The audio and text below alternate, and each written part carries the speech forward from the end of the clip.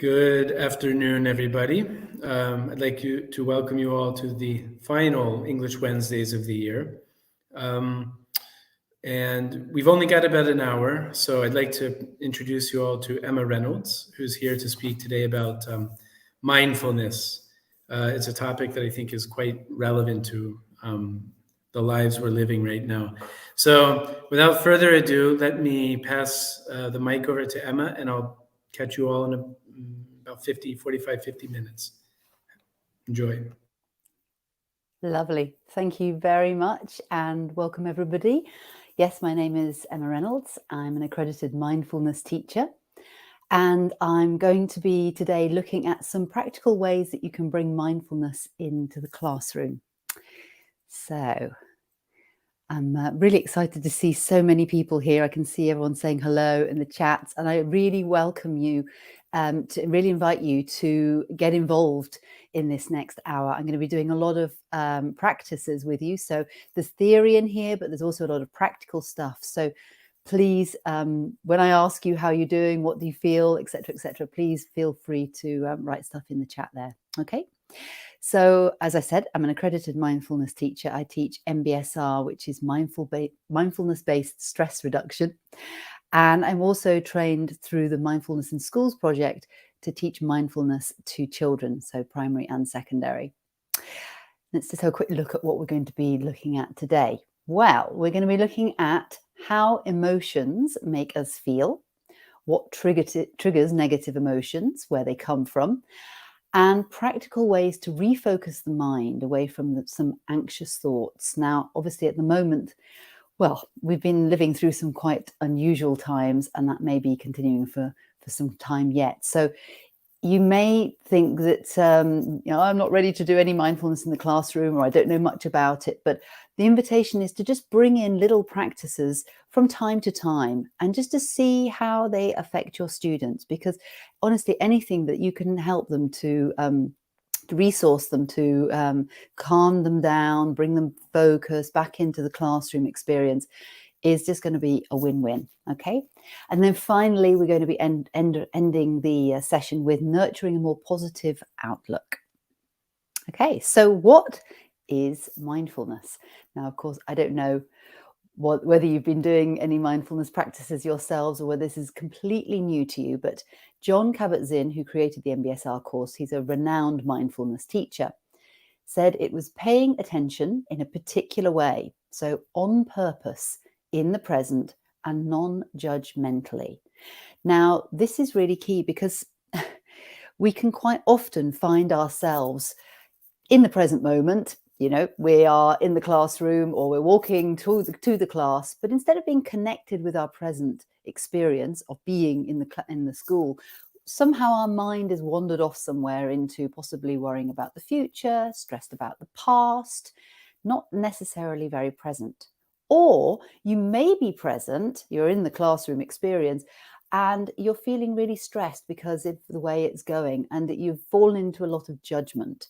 So today we're going to be really exploring this experience of having wandering minds and how we can actually bring them back into this moment, right here, right now.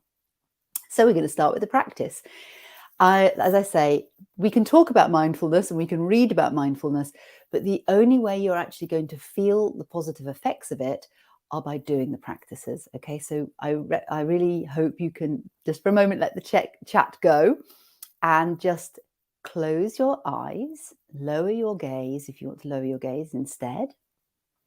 Okay. And just to sit up nice and tall, nice and straight, shoulders dropping back and down. And just allow this to be a moment for you, okay? So I'd like you to consider one word for your body right now.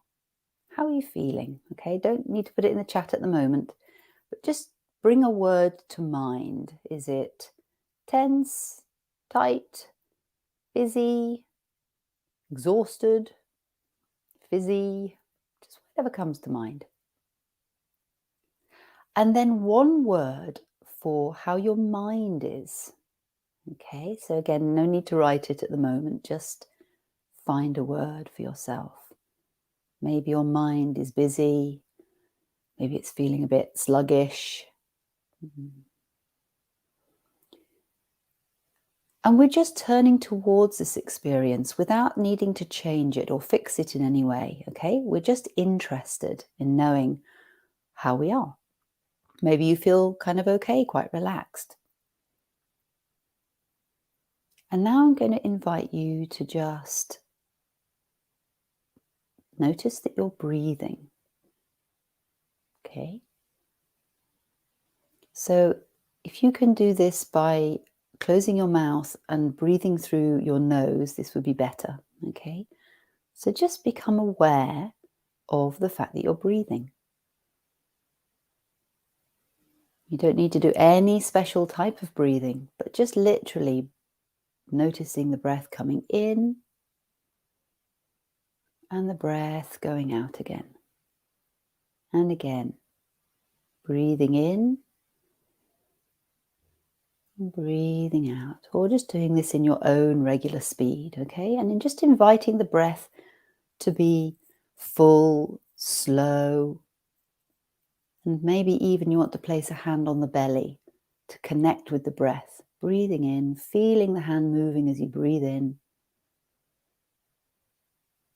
and then breathing out. Okay, one more time. Breathing in, and breathing out. And you may naturally notice the body starting to drop back a little bit, do less, allowing shoulder blades to drop down,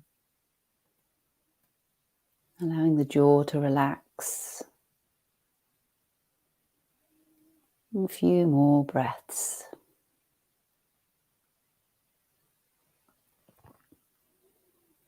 And now perhaps, if you're ready, just beginning to bring some movement to your body. So you may notice that you might want to do some stretching, rolling your shoulders. And as you open your eyes, just allow yourself to look around the room to orientate yourself a little bit before you move back to the screen. Just looking around you a little bit, noticing the floor, the ceiling. Okay. And I would love it if you would now share how you're feeling now. Is it different to when we began that practice? I've probably spent about 3 or 4 minutes on it, not long, but just to notice how you are feeling now. So we've got a few people saying relaxed. Yes, there was somebody before saying tired. Don't be surprised if you're busy all day long, and then you actually get a moment to sit down and stop and slow down and be with your breath. You may well notice that you are a little bit tired. It's completely normal. Less tense, better, relaxed, but focused, less anxious. Now, wouldn't you love that to be the experience for your students as well? Isn't that exactly how you want them in the classroom? So what do we do here? It was very simple. I mean, I didn't get you to do it because obviously we're not in a physical space together, but you can get a post-it note, get the students to write down 1 word for the body, 1 word for the mind. Then I invited you to close your eyes or lower your gaze. Now, some students don't want to close their eyes because they feel a bit nervous about that. They feel they might get, prodded or something. So writing something down, saying how you feel, close their eyes or lower their gaze.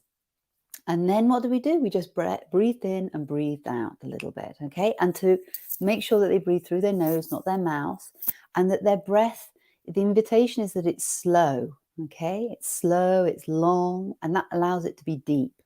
And as you breathe out, it's also very slow as well. This is doing something to the body and something to the mind. It's actually turning you from possibly fight and flight mechanism into something that's more relaxed, rest and digest. And that allows us to also allow the students to focus on the present moment, which is exactly where you want them to be. They can't learn anything if their mind is wandering about all over the place. Okay, so I'm going to do a few exercises with you. This one is about becoming aware of the power of words and how they affect our emotions. Now, as you can see on this page here, I've written up, and so imagine you doing the classroom, you might be writing this up on the board. I'll invite them to come up with some words for emotions. So imagine that you've done some of this. We've got anger, sadness, frustration, boredom, confusion, anxiety, and loneliness. And we've got happiness, excitement, and curiosity up there. Now, could you add some more words up there for me, please? Some more emotions that I haven't mentioned yet. If you want to just pop those into the chat, and I shall write some of them down. Okay. So this is an invitation to, first of all, just students to become aware of emotions and to explore emotions a little bit, because quite often what can happen is that we get stuck. It's anger, sadness, being happy, frustrated, and then that's it. We quite often just, close up and can't think of any more. So, and yet we're constantly, if you think about it, all day long in some sort of state. So what have we got? Nervous. Okay, that's brilliant. I've got that one down. Grateful. Lovely. Gratitude. Afraid. Okay, yeah, fearful. All right, brilliant. So I'm going to ask you again to do a little practice, which is to, again, close your eyes or lower your gaze. And I'm going to read out one of the lists, okay?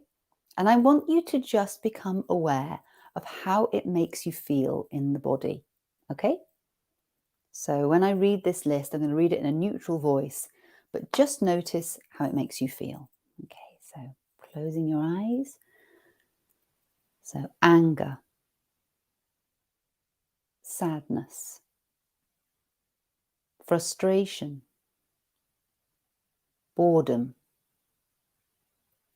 confusion, anxiety, loneliness, shy, insecure, ashamed, stressed, nervous, afraid, fearful. So still with your eyes closed, how are you feeling right now? Can you feel anything happening in the body? Any tension, any tightness anywhere? Maybe it's more of a general feeling. So just open your eyes again now and just shake that off. Take a breath. How are you feeling? What did you notice? Did you notice, and I'm really asking for specifics of how you feel in your body. Did you notice something in your shoulders, in your chest? Maybe there was something going on in your belly. Sometimes we feel something like underneath the sternum there. Okay, so I don't know whether these are from before or not, but someone there's worried and nervous, anxious. So when I do this with people, their experience can often be, oh God, I felt really bad or really stressed, or I suddenly felt really tight in my chest, or my heart started beating faster. So they have some sort of actual physical experience going on, listening to those words, which we would normally call negative words. Okay. So yeah, someone's saying, I feel some tension in my belly, stressed out. Okay, I'm going to now take you to the happy place. Okay, so close your eyes, lower your gaze if not, and I'm going to read you the other list. Happiness, excitement, curiosity, joyful, blissful, serene, calm, peaceful, grateful. So again, just allowing that to be felt in the body. If you say to yourself happiness or joy, excitement. What happens? Is it the same experience in the body as with the first list, or is there something different happening this time? So again, you can open your eyes, and if you want to add anything into the chat there, what did that make you feel listening to those words? So I've got my body is relaxing, a window is opening, positive images, pleased. Yeah, I mean, did you feel maybe something going on in the chart, in the heart region here, sort of an opening, relieved, smiling maybe? Yeah, feeling different, positive. Now, I didn't do anything more than read out some words, right? I said something that was sent down the line, it came into your ear, and from that, you had a physical experience, feeling a bit low or a bit nervous, or feeling quite open, more relaxed.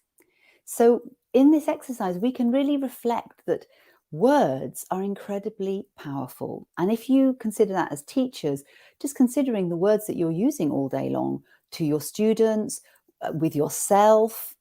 But on from that, you can also explore with the students, how are they using words, not only with themselves, but how are they using words with other people? So to start to bring a mindful awareness to this thing that's happening called speaking, words, thinking things, you know, to become a little bit more aware of how we're affected by that. So considering how you speak to others and yourself, but also, what are you reading? What are you hearing? So, you know, social media, films, books. How is this affecting you? You know, how is this affecting you? If you think about this as a teacher, you've had a really stressful day, you come home, you want to just relax. So you, I don't know, get online and you look at Facebook or whatever you're into, and you've got quite a feed that's got quite a lot of negative things in it, telling you about the terrible things that are happening all over the place. How's that going to make you feel? Good, nourished, or not so much? Okay. What about you then turn that off and you go and watch a film, and in that film, it's, you know, it's a high adrenaline rush kind of Hollywood film. Again, it's getting you going, it's taking you into that heightened state. This is not good for our nervous system to be heightened all the time. So this could be a really good talking point with students, just to become more aware of the power of words and how we nourish ourselves. We're very concerned about how we eat these days, you know, what food we're putting in our mouths. But how do we nourish ourselves with our environment? What are we listening to? What makes you feel good? How does it affect you? Okay. So here's another little practice that you can do with students. And this is really wonderful for exploring what they're feeling, especially when you're working with adolescents. It's very difficult to find out sometimes, or it's blatantly obvious because they're really angry, or they're taking all of that inwards and they don't really want to tell you very much. So this is an exercise where you can explore things that stress your students out, without having to sort of say it so much in public, because I know with teenagers, they become very stressed having to talk about stuff. So this is a wonderful way of being anonymous. Okay, so you write up that you're going to say, I feel X, and the X being the emotion, when Y, the event, happens. So for example, you could put up, I feel angry when people don't respect my space or wear a mask, for example. I feel worried and anxious when I think of the work I have to catch up on, or the exam, for example, that's coming in the future. I feel sad when I think about how things were. So yeah, there's quite a lot of, you know, reflecting on how things were in the past in comparison to how they are now. Now, the wonderful thing is that when the students get to write this on a piece of paper, just a little piece of paper, they get to screw it up, and then they get to throw it across the room, if that's okay with you. If not, put it into a box, and then you share them again. So they pick out a piece of paper. So now we don't know who said what, okay? And they will then be invited to read them out. Now, this is really interesting because for some students, the classic things will get them stressed, tests and exams. But for some students, it'll be sort of things that maybe you've never considered that will stress them out. Maybe it's about something to do with the space in the classroom or the level of work they've got, or 101 other things that you've never considered. So it's a really wonderful way for students to be able to share, for you to become aware of things that you may not know about. But also, it's really powerful for students to share experiences and discover that sometimes we're all the same, but sometimes we're not all the same, that some people are stressed about all sorts of things that other people aren't, and that we all get stressed. Even those ones that all look really cool and never are bothered in life, even they get stressed out from time to time. They feel sad, they feel worried, they feel angry. Okay. So this is a super way of also letting them recognize their emotion and in some sort of way, actually sort of throwing it away. Now, this practice and other practices I would just mention, I put them together in a little worksheet or manual, which will be sent out to you afterwards. So don't worry too much about writing all this stuff down, but just listen in and do the practices and you'll receive the information afterwards. Okay. So there we are. Yes, allows you to share, that we all worry about different things, that this might be insightful for teachers about the concerns of students. It's also a great discussion starter, and it can bring a lightness to the situation. The students absolutely love throwing the paper around if you will let them. Good for the teacher as well. Now, this is another activity that you can do with the students. So how does stress feel? Now, as you noticed in the first thing that I did with you, I was really encouraging you to explore what is the bodily experience of feeling stressed. So here, you get a big piece of paper, you draw the outline of a student on the floor.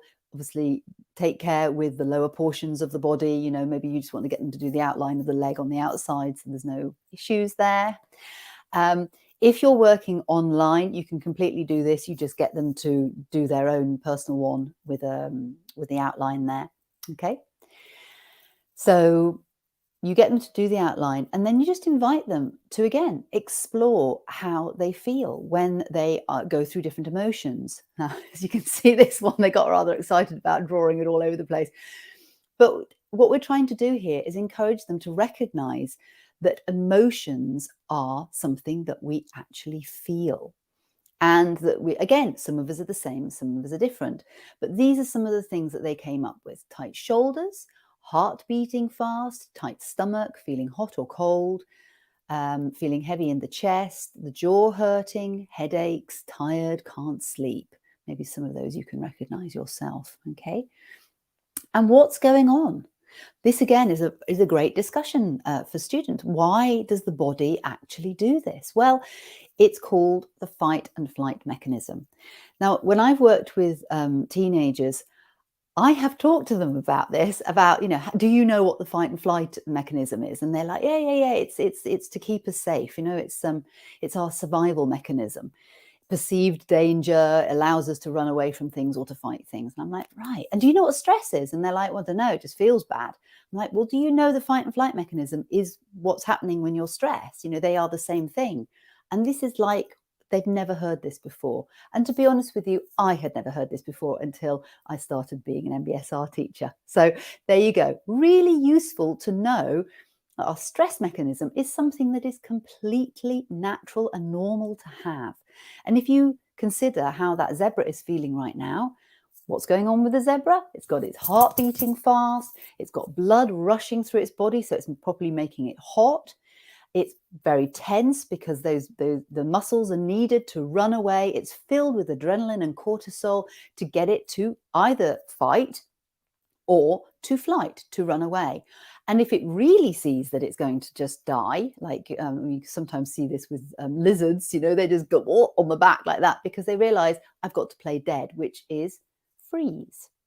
Now, if you consider how your students act in the classroom when they get stressed, you might start to realize, oh yeah, that's what they're doing. They're either in flight, they either kind of lock down or literally sometimes run away, or they fight. right? Either verbally or even physically. So, what can we do to help ourselves with these experiences? We'll be looking at some concrete mindfulness practices a little bit later. But again, I'm going to just drop you into another practice. So, I'd like you to just, again, close your eyes, lower your gaze.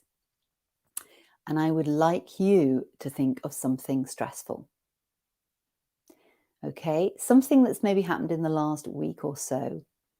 Don't go for anything really big like, really serious illness or death or anything like that, but just something that's medium, strong.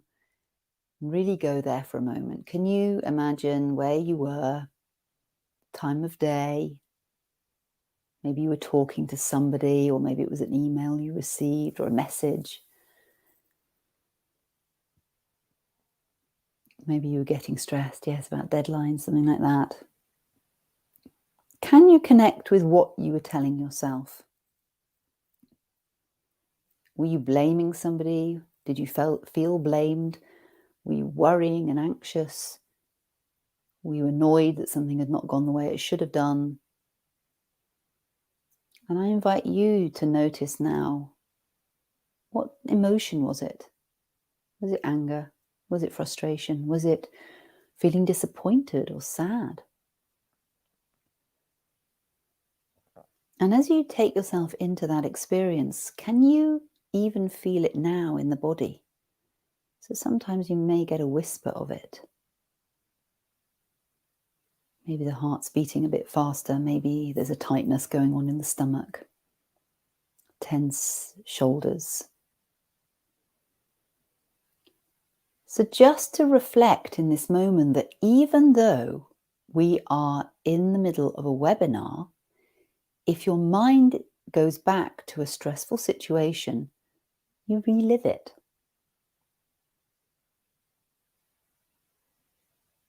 And this is really important because often we get stuck thinking about the same thing over and over and over again. Even though it's only happened once, we relive it 10, 20, 100 times. Some things we've relived, things maybe from our childhood that we have lived thousands of times.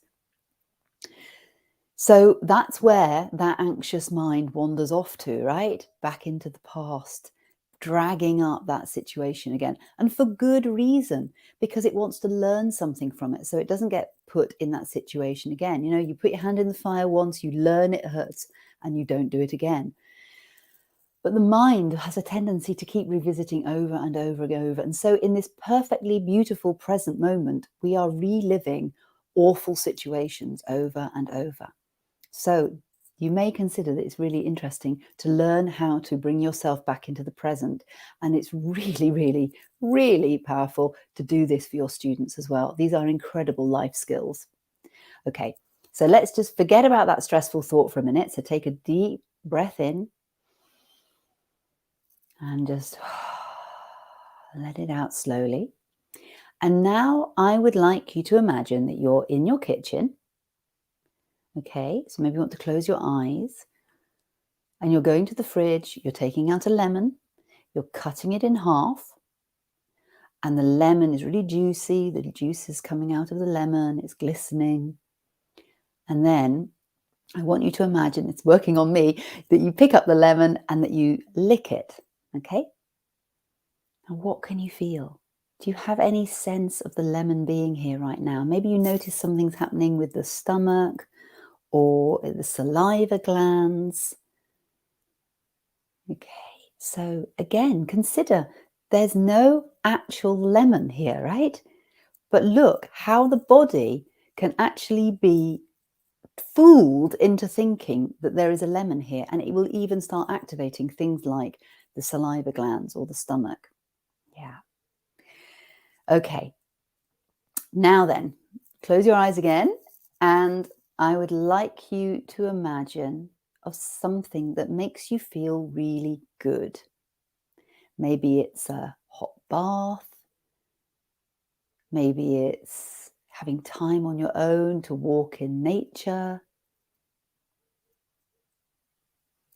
Maybe it's spending time with your pet, Just something that makes you feel really good. Maybe it's a hug from a really good friend or from a family member. Really bring this in, really luxuriate in this moment of feeling something really lovely and yummy. And notice, how do you feel? Do you have a feeling of yumminess about you right now, bringing to mind these delicious experiences that we can have? So yeah, people who are writing in the chat there may be noticing, how do you feel? Does it make you feel good to think about getting a lovely warm hug?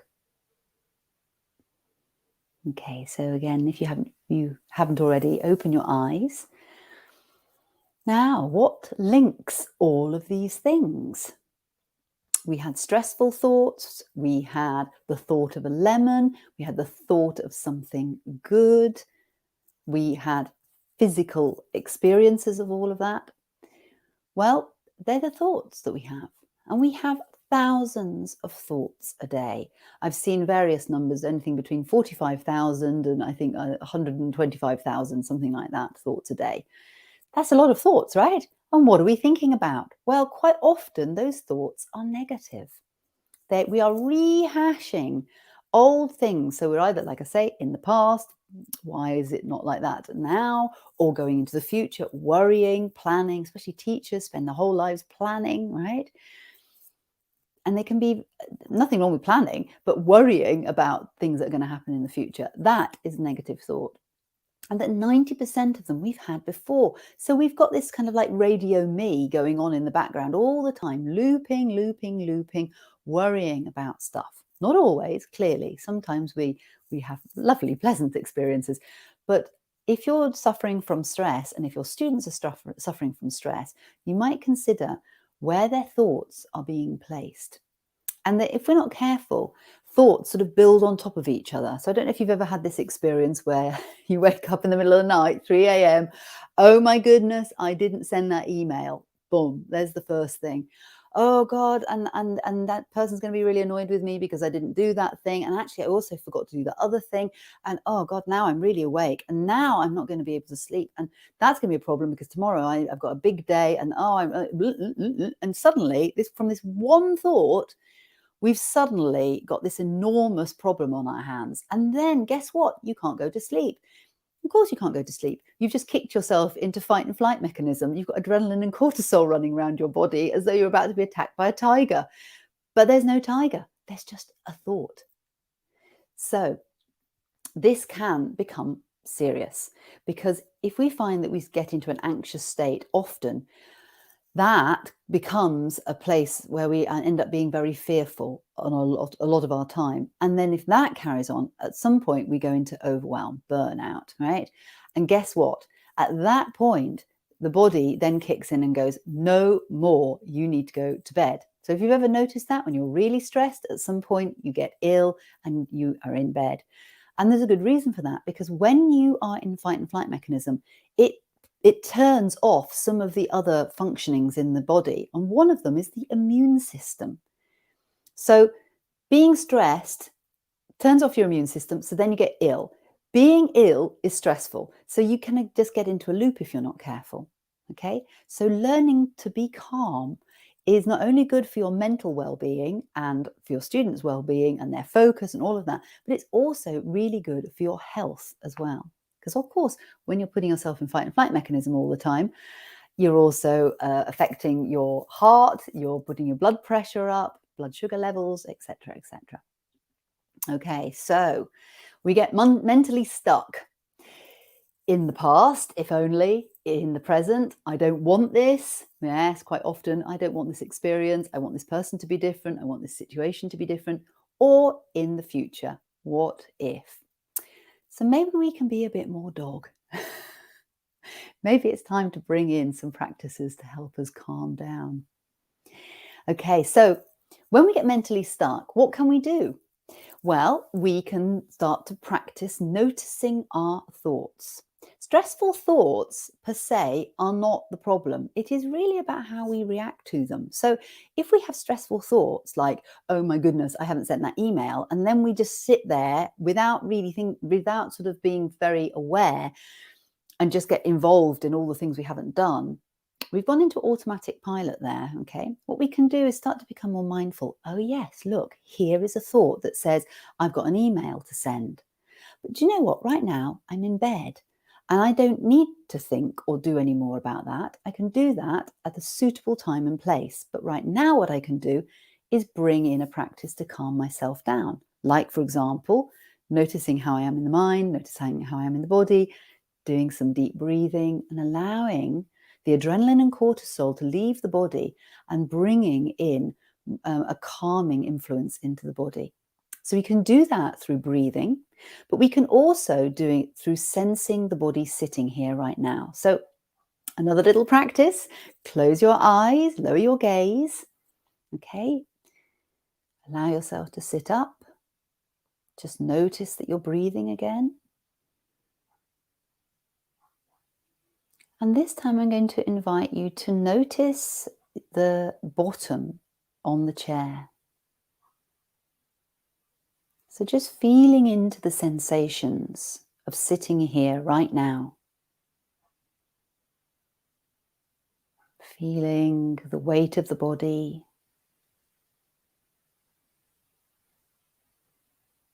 Noticing if there's any tightness.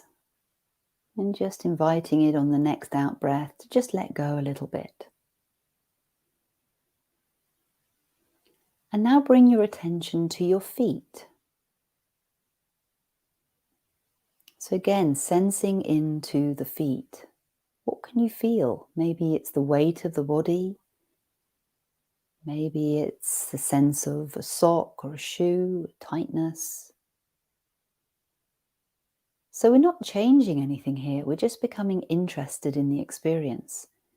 And did you notice before you probably didn't have feet on your radar, as it were, but now here they are, completely holding your attention. And if you notice your mind wandering, that's okay. You can just recognize that you're thinking and come back to the sensation in your right toe, your big toe. You really focus your attention right there.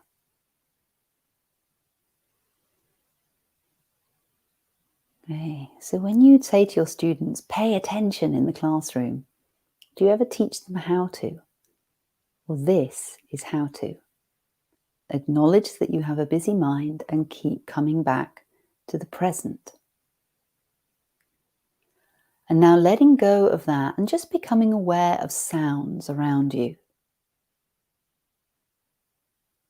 And see if you can just recognize them without labeling them or judging them as good or bad, but instead allowing them to just be sounds, high-pitched, low, long, short.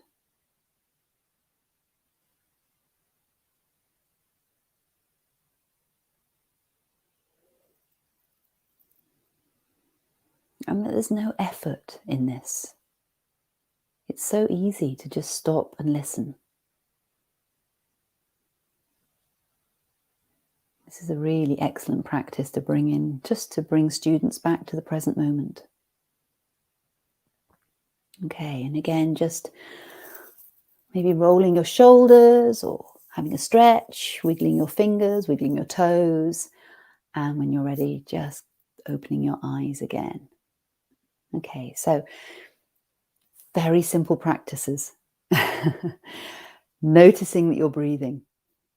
Noticing that your bottom is on the seat, your feet are on the floor. Stopping for a moment to just listen without judgment. Remember, mindfulness is, being aware of what you're doing whilst you're doing it, not judging, just being. And again, you may notice how you're feeling right now, and maybe you feel a little more focused. Okay. So moving on to the next section, we can also start to play with thoughts and our perceptions, as they can sometimes be misleading. If you just look at this picture for a minute, Here we are, two people looking at the same object. One is saying it's absolutely a 6. The other one is saying, no, it's absolutely a 9. And yet, is it? Is it a 6 or is it a 9? Or is it just a symbol or something on the floor? Okay, so depending on our experiences that we've had in the past, so if we imagine that this person's only ever seen a 6 in their life, they see a 6. The person who's only ever seen 9s in their lives see a 9. What I mean by this is that past experiences, when we don't know what we're looking at or what we're experiencing, it tries to predict. Okay, so if you think about like having been bitten by a dog, for example, your mind lodges that in your memory, and every dog that you meet then potentially is dangerous, and so then you might know, okay, now I'm never going to get involved with dogs because dogs can bite you. Okay, so we bring past experiences into the present. Now, if you think about it, not every dog is going to bite you, right? And in actual fact, what that does is block you off from ever having dogs in your lives potentially. So it's really important to start questioning our beliefs, because if this is about something more serious, you know, having bad experiences with a certain type of person, for example, we take our fear with us and then we project it on the future. And that can have really big effect on the way that we live our lives. So as a way to bring this in as a discussion point for our students, you maybe want to play around with this. Some of you may recognize these. I'd like you to look at those two different objects there, and I'd like you to write down, what do you see first? Okay, just write down what you see. You may see both images, but what do you see first? Okay, and just write it down in the chat, and it'll be really interesting to see what you see, because often students will be absolutely convinced that they just see one thing. Yes, someone said a woman. Now, what type of woman? Is she old or young? Okay, someone sees a seagull, someone sees a duck, a rabbit, a bird. Okay, yeah, so we get this mishmash. We're all looking at the same picture, and yet out of that, we've got a goose, an elderly lady, and I haven't seen an old woman. I wonder if anyone can see the young woman. Can you see the young woman? Yes, I want to see the young woman. Okay, so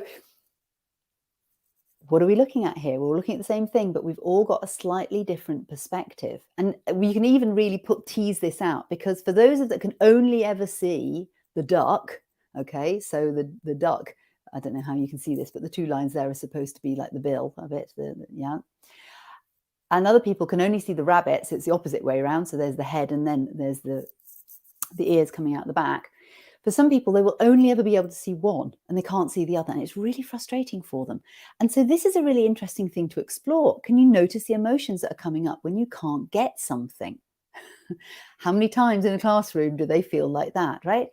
To explore how it is to feel emotionally that you can't actually grasp something.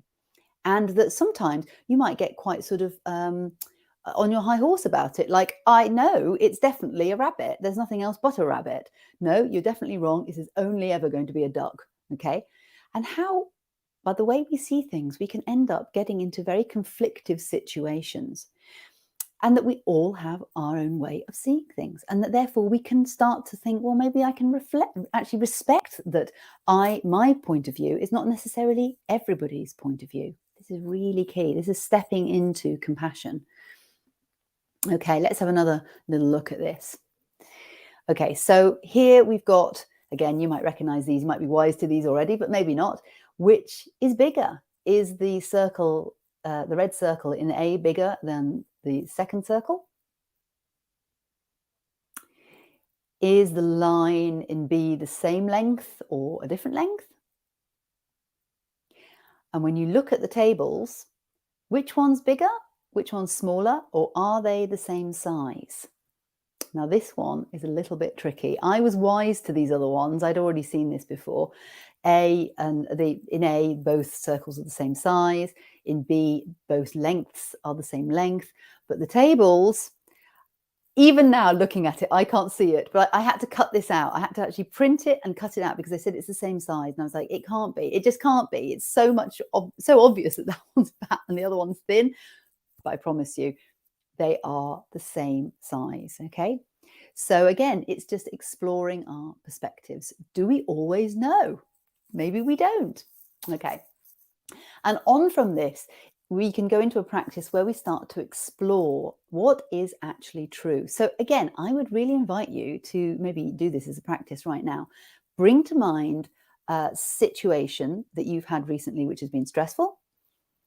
Maybe it's the same one that you did before. And maybe if you can think of a kind of a headline for it, it might be something like, I don't know, this person never listens to me, for example, or it's always stressful dealing with this person, for example. Okay.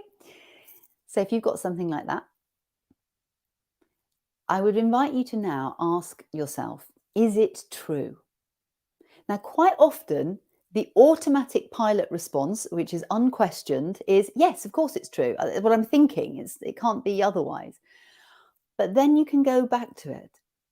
Are you sure? Is there any other way of seeing this? I mean, is it 100% true all the time? Or is there some possibility that we might open the door to another way of seeing this? And when you believe this thought, how does it show up in your body and mind? Do you feel anxious, stressed, annoyed? What does it do to your body? Does it get your heartbeat going? Do you get tense? Do you get a headache? So really starting to wake up to the storyline here. What am I telling myself about this situation?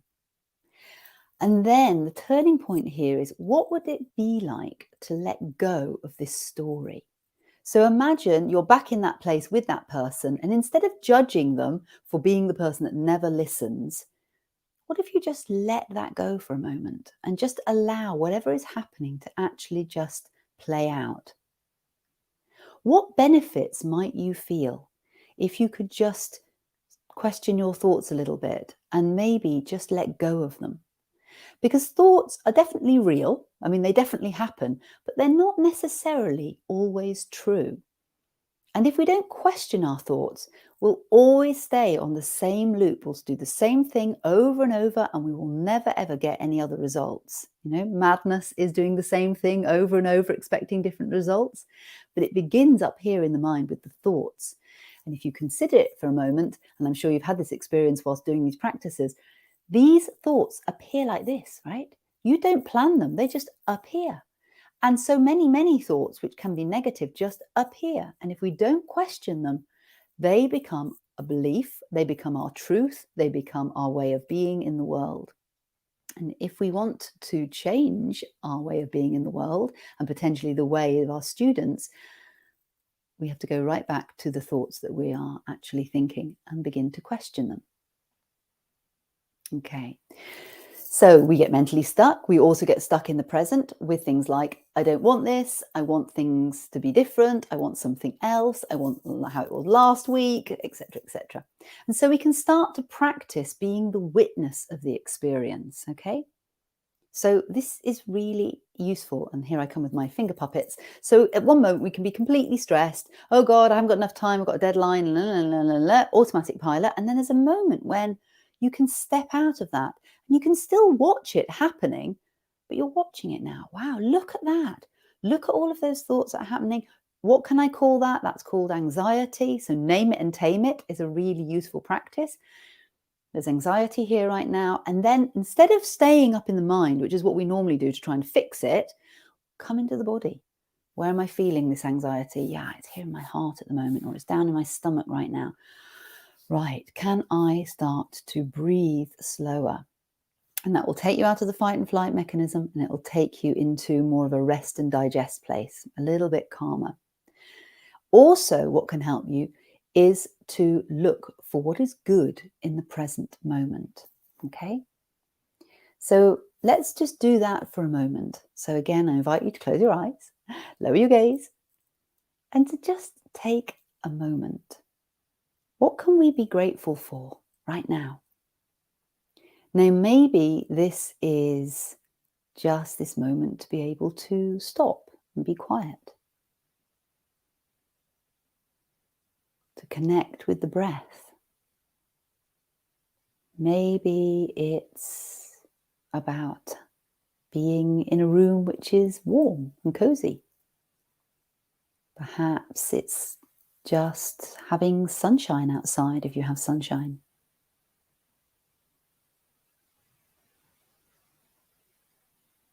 Just noticing what's good right now. And then spreading that out into where are you? You have a house maybe, or a flat, food in your fridge, water in your tap, electricity when you turn the light on. Perhaps you have a pet, perhaps you have family around you, friends. So just to brighten the mind, to explore what is good right now. And maybe you, as you do this, you may have an experience which is to feel a little bit better, a little bit more comfortable, a little bit happier perhaps. Okay, so gratitude is really a wonderful experience. You can open your eyes again, and maybe if you want to share how you're feeling right now. So asking yourself what is good in this moment, what you can appreciate, is a wonderful practice to do with students because it starts to balance up our negativity bias. We have a tendency towards looking for the problems and ignoring the good stuff around us. Now that's, again, from a survival point of view, makes a lot of sense. You know, if you're back with the cavemen, they're running for their lives, being chased by a wild animal. They've got tunnel vision. They're just trying to think about escaping. They're not thinking, oh, well, this is a rather lovely sunset and I didn't notice that tree before, right? So when we go into fight and flight, we get totally tunnel vision, problems, problems, problems, and we forget to look around and see all the good stuff. And so putting a gratitude practice firmly in your day really helps to balance up that negativity. And on from that, maybe even considering stepping out of ourselves, you know, the students, working with the students. How can I help other people? What can I do? Because this is also a win-win. When we help other people, it makes us feel good. Okay, good for the other person, good for us as well.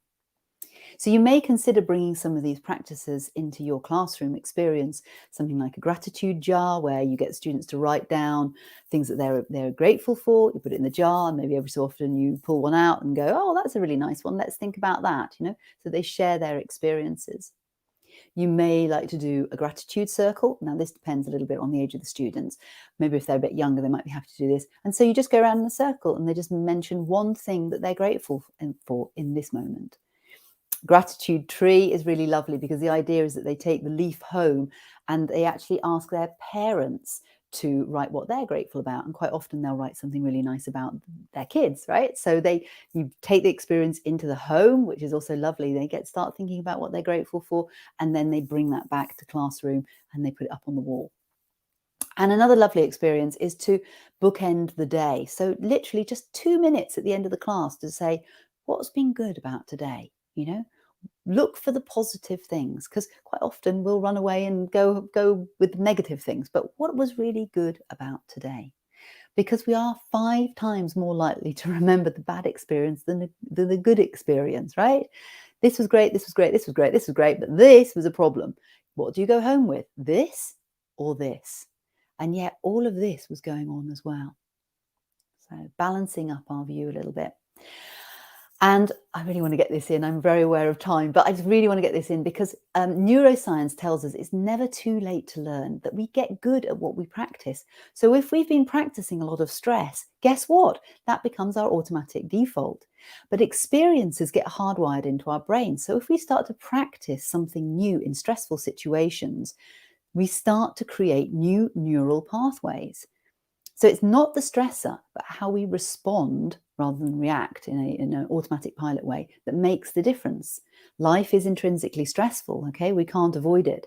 But how we turn up to it, that can really start to change the way we view our life. And then we grow new neural pathways. And this becomes an upward spiral. Now, isn't that something you'd like to bring into your life and, you know, your family's life? Your students' life, I really, really encourage you to consider exploring mindfulness in more depth. And that just for you as students, as teachers, consider how you feel when you go into the classroom. Because obviously, if you're going to do some mindfulness, you want to be modeling that for them. And I love this. This comes from a university hospital, which says, please take responsibility for the energy you bring into this space. Your words matter. Your behaviors matter. Our patients and our teams matter. Take a slow, deep breath and make sure your energy is in check before entering. Wow.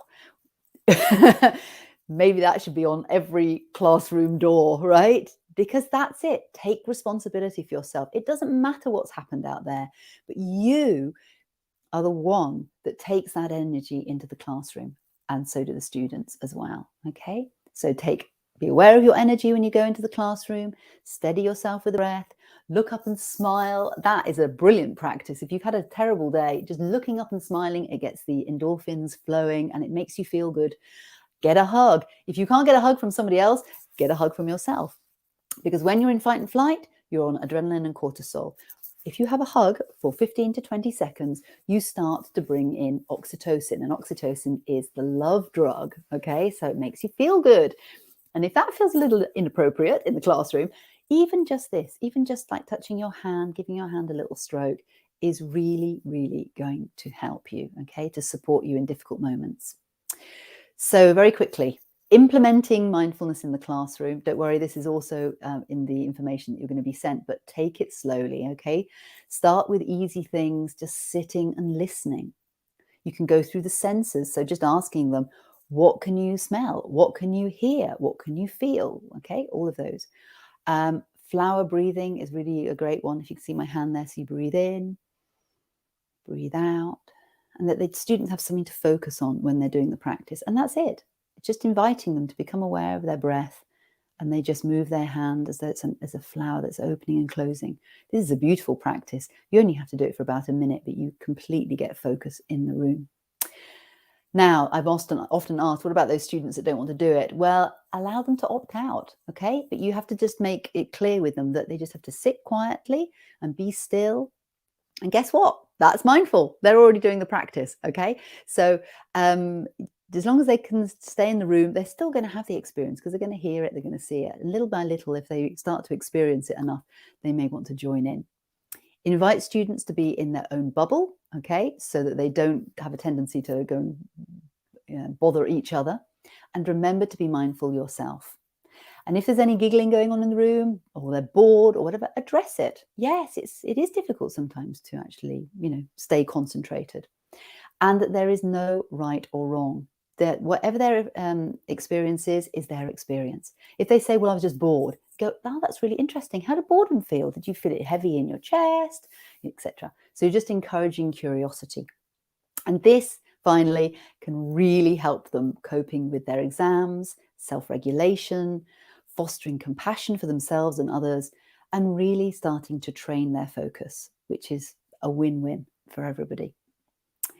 Okay, so there you go. My final words. You can't stop the waves, but you can learn to surf, okay? We're never going to stop stress happening, but how we turn up to it, that's really key. Okay, so thank you very much for your attention. I hope you found that useful. Casimir, I see you've popped back. How are you doing? Yep, pop back. Thanks, Emma. That was really interesting, and I've seen a lot of very positive comments. We still have another minute or two, so if anyone's got questions, now's the time. Yeah. But I saw that you had put your website up. What do you offer on the website? Okay, so at the moment, I offer the MBSR course, which is a mindfulness course for teachers. And if teachers really are interested in lowering their stress, I would highly recommend it. It's where I began, and I can't say anything other than it was life-changing, really. It was 8 weeks long, and it just really allowed me to understand all of the things I've shared with you today, how we get stressed so easily through our overthinking minds. Sometimes we can't deal with our emotions terribly well. And so this is a really practical way to bring more calm and more peace into your life and to balance things up a little bit. So I really encourage you to have a look on there. In the future, I am hoping as well to also have one that's specifically for teachers. So if you're interested in that, then please do contact me, because it would be really lovely to hear from you. And yeah, I hope it's been useful. Like you say, I'm seeing lots of positive things there. If anybody's got any questions, then you'd be very welcome. Yes, There's one or two. Post the link. Let me just kick these over here quickly.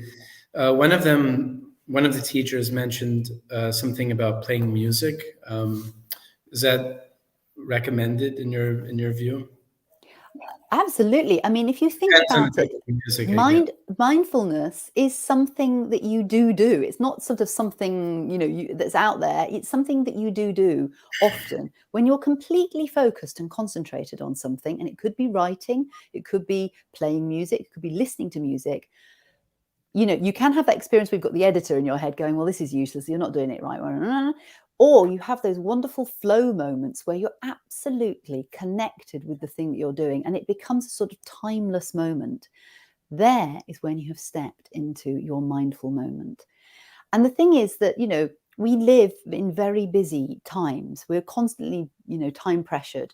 So this is why it's important to actually now dedicate some time to doing this, because otherwise we're just constantly running. And we never have these moments of stepping out of the doing and into the being. And the being is the moments of flow, which are, they're life enhancing, really, aren't they? We know it because they make us feel good, which is why we seek them out.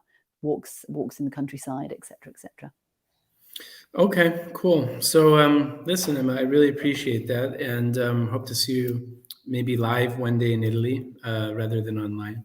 That would be fantastic. I'd like to wish you and everyone that's participated this afternoon a Merry Christmas and a Happy Holidays. And this is the last event we're hosting with Mondadori and Macmillan Education this year. But keep your eyes open. On the Mondadori website, we'll be posting some new events in the new year. So I hope everyone has a happy and safe holidays, and I'll catch you in the new year. Take care, everybody. Thank you. Thank you. Bye-bye.